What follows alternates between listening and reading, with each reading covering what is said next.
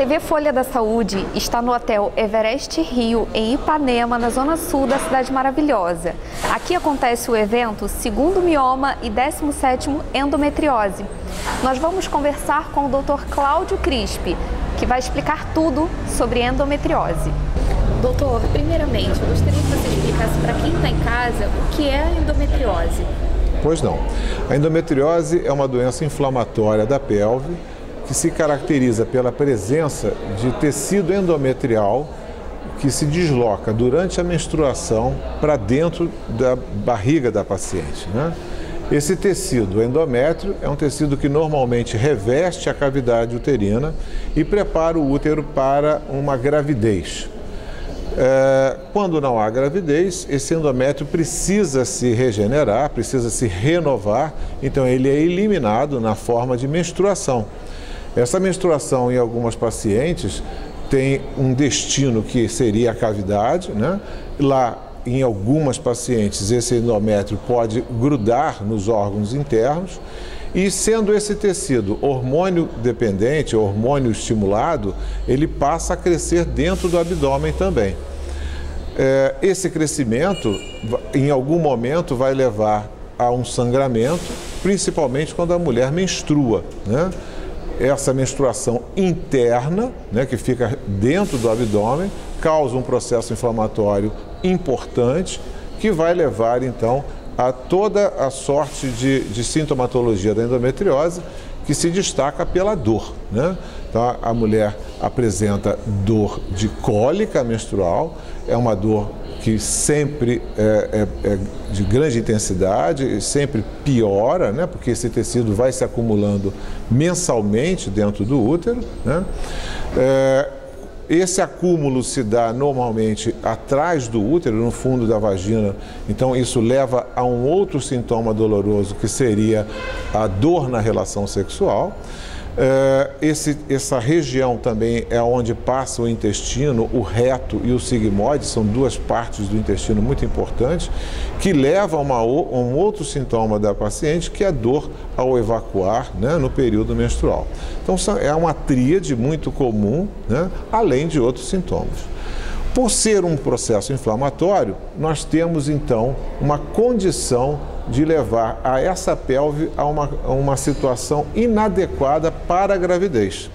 Então, o outro grande achado das mulheres com endometriose, que seria a infertilidade, tem explicação na mudança da anatomia, na inflamação que acontece dentro da pelve, nas mudanças hormonais e tudo mais. Tanto é que hoje nós vemos que a principal causa de infertilidade é a endometriose. Mais de 50% das mulheres com infertilidade nós vamos encontrar a endometriose. Agora, doutor, há alguma forma da mulher se prevenir dessa doença? Sim, uma vez identificado os fatores que podem levar a paciente a esse diagnóstico, por exemplo, nós sabemos que é uma doença familiar, né? Numa família, a filha de uma mãe, né, portadora de endometriose tem 8 vezes mais chance de ter endometriose. Uma vez identificado essa tendência familiar e a menina, nas suas primeiras menstruações, já começa com uma cólica além do normal, ela pode ser inibida, né? Como eu disse anteriormente, a endometriose é uma doença hormônio dependente. Se eu deixo a paciente ciclar, o ovário funcionar de forma rotineira, esses focos vão ser estimulados, vão crescer. Se eu inibir esses focos com o uso, por exemplo, de um anticoncepcional, eu vou ter uma inibição, uma tentativa, pelo menos, né, de que essa doença venha a crescer. E há uma faixa etária mais propícia para essa doença? Sim, a endometriose, como eu disse, é uma doença hormônio dependente, né? Então, ela vai sempre se localizar desde a primeira menstruação, da menarca, né, até a fase onde a mulher entra na menopausa. Então, é uma doença da fase reprodutiva da mulher. E quais são as formas de tratamento? O tratamento vai depender muito do que nós estamos buscando. Se nós estamos buscando o tratamento da dor, nós podemos sempre tentar um tratamento clínico inicial, né? Nós temos o uso do anticoncepcional, como eu disse, uso de anti-inflamatórios, uso de analgésicos, né? De forma a tentar melhorar os sintomas dolorosos e ainda levar a uma inibição do crescimento da doença, né? Uma vez que o tratamento clínico não traz o resultado que melhore a qualidade de vida da paciente, a alternativa é o tratamento cirúrgico, com a retirada, com a remoção de todos os focos de endometriose. Isso é complicado, porque isso às vezes implica na remoção até de uma parte de um órgão importante, como o intestino, a bexiga e etc. Se nós estamos buscando tratamento da infertilidade, aí muda bastante de figura, porque não existe remédio, não existe tratamento clínico com remédio que vai levar a uma melhora da fertilidade. Então, as mulheres com infertilidade e endometriose vão à cirurgia na sua totalidade. Doutor, e além da infertilidade, se a endometriose não for cuidada, não for tratada, pode levar a problemas mais graves?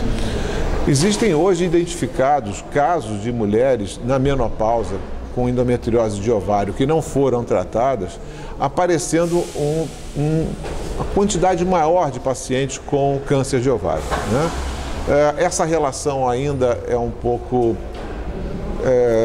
precisa ser mais bem estudada, né?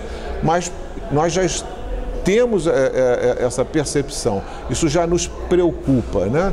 A paciente que foi feito um diagnóstico de endometriose do ovário, não é tratada e ela entra na menopausa e nós temos essa preocupação, né? Vamos dizer, porque estamos vendo casos de câncer de ovário, né? Nessas mulheres que elas já tinham endometriose, né? E normalmente o ruim é que são cânceres assim muito agressivos, né? Cânceres com tipos celulares muito agressivos. E há alguma inovação no tratamento da endometriose? Olha, a primeira inovação do tratamento da endometriose foi a laparoscopia, né? É um método cirúrgico que nós introduzimos no país há uns 20 anos, né? Então, é aquela cirurgia que nós fazemos sem abrir o abdômen, né? Com aqueles furinhos, né?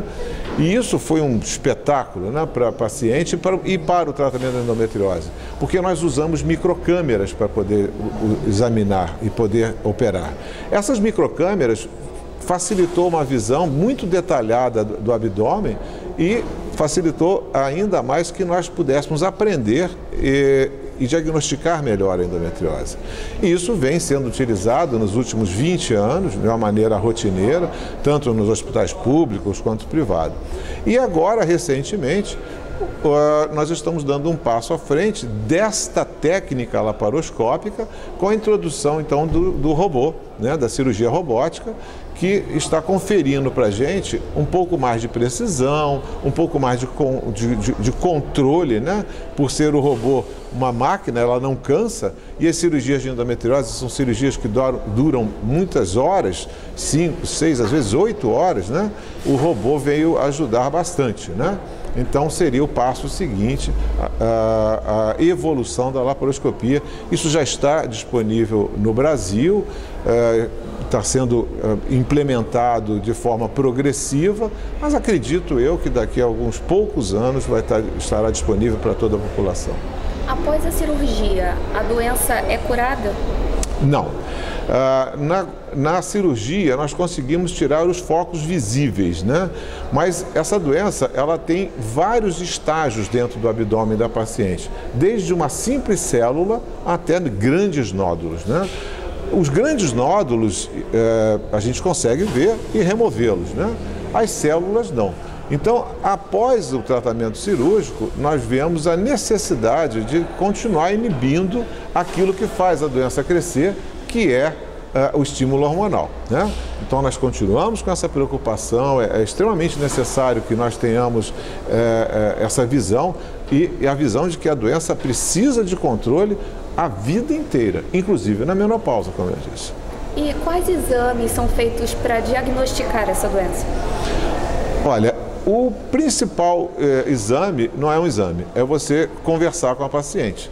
né? Se nós sentarmos e identificarmos essas queixas, a chance de nós acharmos a endometriose é muito grande, né? E nós já estaríamos até autorizados a iniciar o tratamento, né? Nos casos que vão à cirurgia, nós precisamos usar, então, métodos de exames por imagem para localizar esses nódulos que eu falei, para que nós possamos, então, preparar a paciente adequada, até para a remoção, né, de uma parte do intestino, por exemplo, uma cirurgia de maior amplitude, né? Então, nessas condições de mapeamento, os exames de imagem são fundamentais. Exame de sangue, hoje, tem uns marcadores que não são muito específicos. E a gente tem um pouco de medo, porque às vezes a pessoa faz um exame de sangue com esse marcador, que é o CA125, é o nome dele, e ele estando negativo não quer dizer que a paciente não tem endometriose. E isso acaba levando a paciente ao não tratamento.